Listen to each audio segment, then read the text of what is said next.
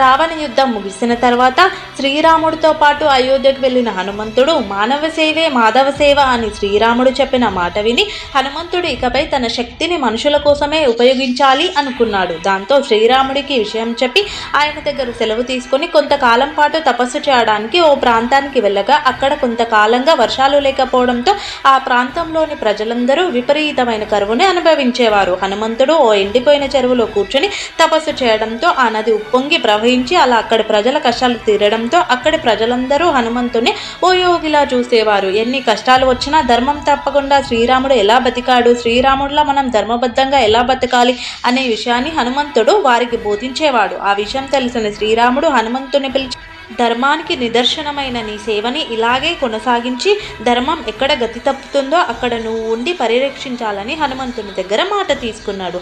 అందరూ చెప్పండి, జై మారుతి.